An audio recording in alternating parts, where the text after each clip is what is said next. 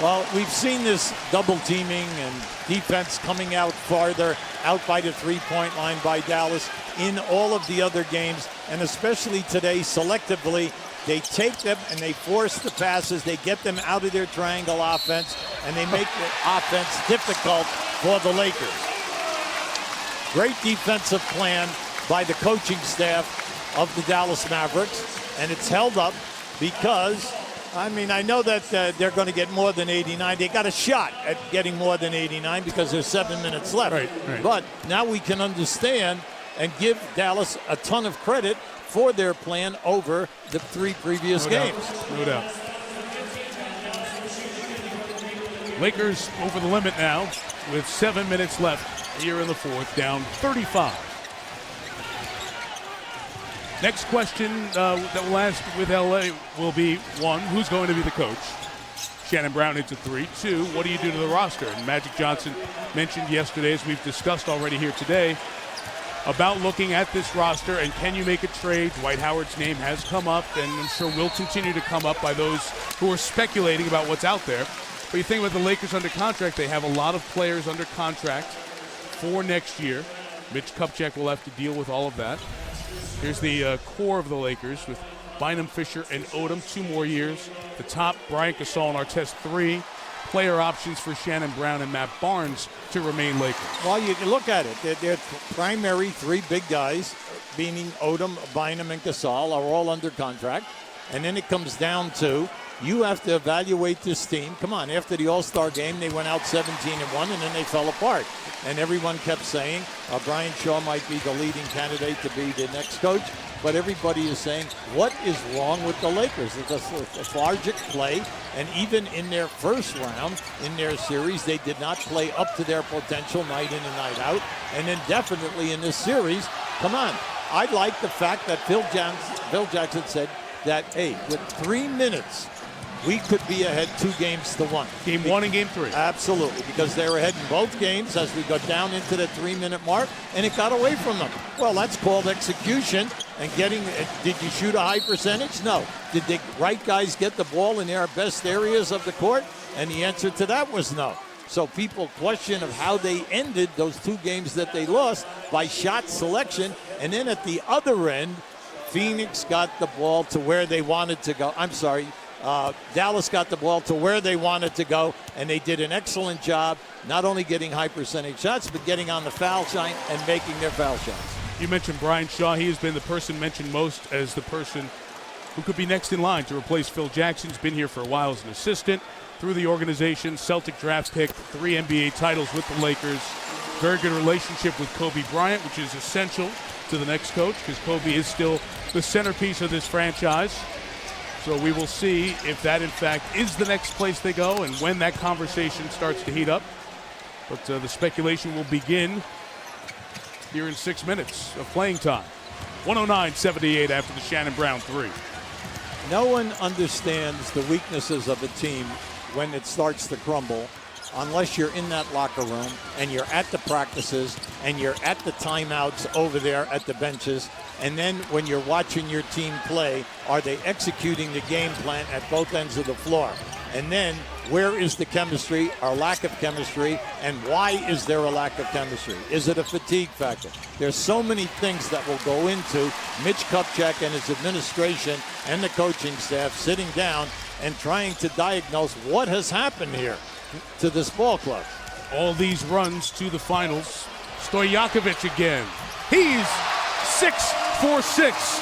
And Stojakovic and Jason Terry are 15 of 16 shooting threes. They have put on the best 1-2 3-point shooting show in NBA playoff history today. Artest inside is fouled, and we hit a timeout at the 4:45 mark. That 3, the 47th, and this will be a 4-game series, so it's a record.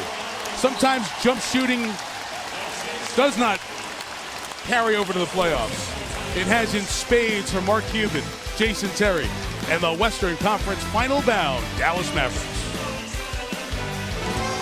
ESPN's presentation of the NBA playoffs on ABC, brought to you by the 2011 Sierra from GMC, the best Sierra ever.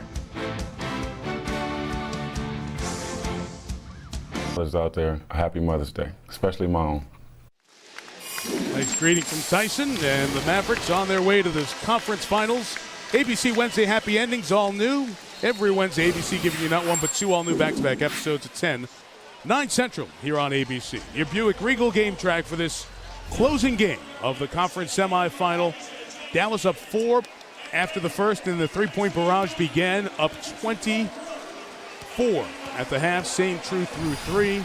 Jason Terry tying an NBA playoff record with 9 three-pointers. And the Mavericks as a team are 2 shy of a record. They've hit 18 threes in this game. Kobe Bryant likely on the bench. The benches have been emptied both ways. Jan Mahimi, Brian Cardinal, and Corey Brewer checking in for Dallas.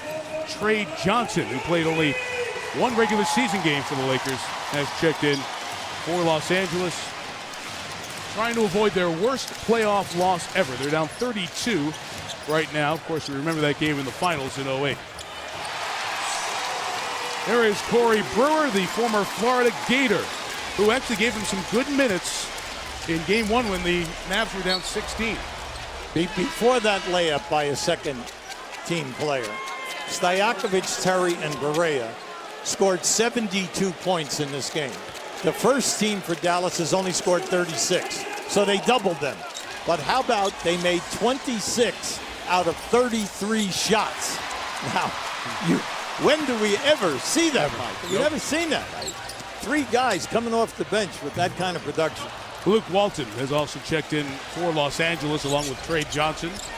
And Joe Smith, the former number 1 overall, as we are just filling out the box score here in the last 4 minutes, but it's a different one, ending the career of Phil Jackson. Let's talk about what Dallas has been up against, QB, because Mark Cuban's built an unbelievable franchise here, very successful. But look at the roadblocks they've had. They've had the Kobe and Shaq, and then the Kobe Lakers, and the San Antonio Spurs with Duncan, Parker, and Ginobili. In the last dozen years, only those 3 franchises have been to the Western Conference Finals, and the Lakers doing it all those times, the Spurs 4, and Dallas in 06 when they lost to Miami. And in that same time period, 3 teams have represented the West, 9 different teams have represented the East. So the Mavericks are really darn good. They just had 2 great franchises on their side of the draw. Well, give Mark Cuban a ton of credit here. Mike, for 11 straight years, they've won over 50 games a year. Now, right. Where's the frustration? Why are these people so jacked up? Sure, they're beating the Lakers, but they also went out 3 times in the last 4 years in the first round, even though they won over 50 games. Right. So that's where the frustration is in this franchise. So everyone is so elated because the defense has been terrific, and they're seeing it. And then also, we all know that they've always been able to score. J.J. Barea has 22. His playoff career high. The Mavericks 1 shy of an NBA single-game playoff record for threes made. Trey Johnson on the miss. And Hubie, it is, the Atlanta Braves were so great for so long and have that 1 championship to show for it. And they were better than that, over their time. Trey Johnson fouls Mahimi inside. But the Mavericks are a similar type franchise. All the success, but not the ring at the end. This guy had most of the rings. We'll talk about the final moments of Phil Jackson's head coaching career in all likelihood when we come back.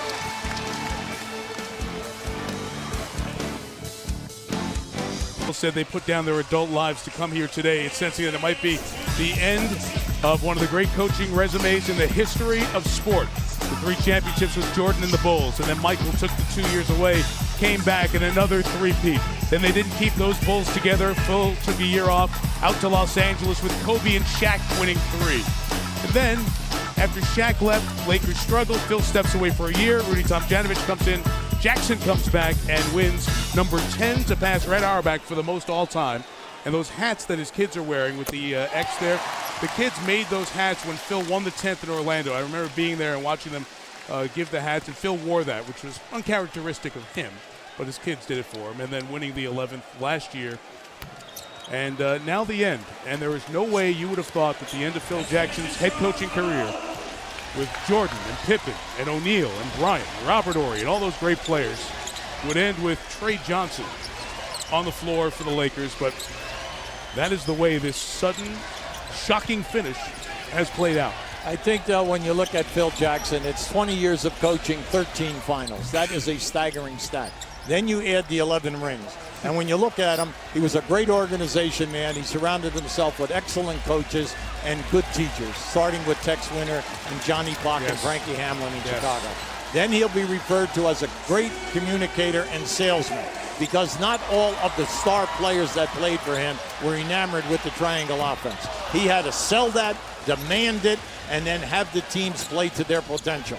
Then the last thing, when you're picked as a coach every year to be running for the championship, the pressure that is on you on a daily basis within the media, within your peer group, and within your players. You are going to the middle of June 13 times in 20 years. So from a physical standpoint, the fact that he's been able to stay on top of all of this and then keep the fact, and then it was all passed on in 07 when he went into the Hall of Fame. I want to give you one last number here on Phil, all these numbers. Tonight, if you include the playoff games and the regular season games in the NBA, is his 1,973rd game as a head coach. And 1973 was the year that Phil played with the Knicks and won that NBA title. And it will end here in Dallas this afternoon. You're not bringing up the Albany Patroons, are you? No, not the CBA. Right. No, not the CBA. When they won the championship in the CBA. He was a second-round draft pick, played for the Knicks, played over 800 games, worked his way through coaching. And it has been, as I said before, the best professional resume in coaching in American sports with the 11 championships. But this moment does belong side by side in a parallel universe to the Mavericks and their accomplishment of sweeping the Lakers and winning this second-round series. Well, Final minute. Yeah, myself, I'm happy for Rick Carlisle and his staff. They have done a wonderful job with this team. They've changed its personality. We also know that bringing in Tyson Chandler and Stojakovic and then adding it to what you already have, things have picked up for you, but now you have a new identity. Not only the three-point shooting. And that's the record. 20 ties the record. 20 three-pointers made in a playoff game. But now the respect factor at the defensive end of the floor. And that has been their number one goal since the first day of training camp. Luke Walton off on his shot. Final half minute.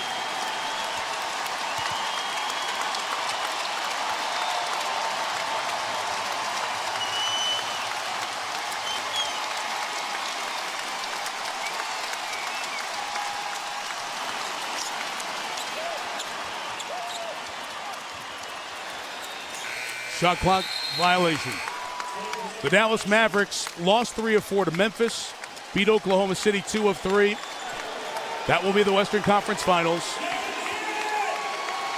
For the 4th time in franchise history, the Dallas Mavericks are going to the Western Conference Finals. There will be a new champion in the NBA, and one of the great coaching careers of all time has come to an end, in all likelihood.